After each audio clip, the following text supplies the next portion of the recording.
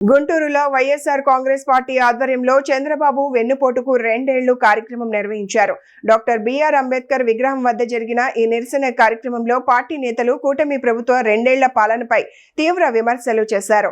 ఈ సందర్భంగా ఎమ్మెల్సీ లేళ్ల అప్పిరెడ్డి మాట్లాడుతూ కూటమి పాలనలో విద్యారంగం దెబ్బతిందని ఆరోపించారు. ఆరోగ్యశ్రీ సక్రమంగా అమలు కావడం లేదని, పోటీ పరీక్షల్లో లీకేజీలు చోటు చేసుకుంటున్నాయని విమర్శించారు. మాజీ మంత్రి అంబటి రాంబాబు మాట్లాడుతూ 2 ఏళ్ల పాలనలో ప్రజలను కూటమి ప్రభుత్వం మోసం చేసిందని ఆరోపించారు. ఎన్నికల సమయంలో ఇచ్చిన వాగ్దానాలను అమలు చేయడంలో ప్రభుత్వం విఫలమైందని విమర్శించారు. దేశానికి స్వాతంత్రం వచ్చిన తర్వాత భారతదేశ చరిత్రలో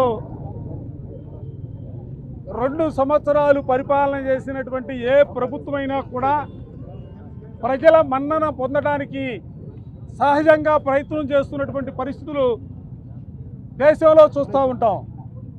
కానీ ఆంధ్ర రాష్ట్రంలో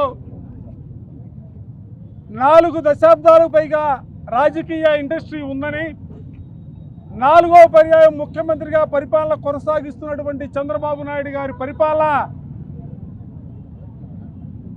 దౌర్భాగ్యమైనటువంటి పరిస్థితుల్లో అప్రజాస్వామిక విధానాలతో ఈ 2 సంవత్సరాల కాలం యావత్తు కూడా కొంతెత్తి అరిచినటువంటి సోషల్ మీడియా కార్యకర్తల పైన అక్రమ కేసులు బనాయించడానికి, ఎన్నికల మేనిఫెస్టోలో చెప్పినటువంటి ఏ అంశాన్ని కూడా అమలు చేయకుండా ఎవరైనా ప్రశ్నిస్తే వాళ్ళపైన క్రిమినల్ కేసులు పెట్టి జైల్లో పెట్టడానికి చేసినటువంటి ప్రయత్నాలే తప్ప ఈ రాష్ట్రంలో ప్రజా పరిపాలన చేసినటువంటి పరిస్థితి లేదు. ఇవాళ ఏ రంగాన్ని తీసుకున్నా కూడా, విద్యా రంగాన్ని తీసుకున్నా, వైద్య రంగాన్ని తీసుకున్నా, వ్యవసాయ రంగాన్ని తీసుకున్నా, పరిశ్రమల రంగాన్ని తీసుకున్నా, ఉద్యోగుల వాళ్ళ పని తీసుకున్నా, అన్ని రంగాల్లో కూడా తిరోగమన పరిస్థితుల్లో ఈ రాష్ట్రంలో పరిపాలన కొనసాగుతూ ఉంది. చదువుకోవడానికి ఫీజు రింబర్స్మెంట్ ఉండదు, అనారోగ్యానికి గురైతే ఆరోగ్యశ్రీ ఉండదు,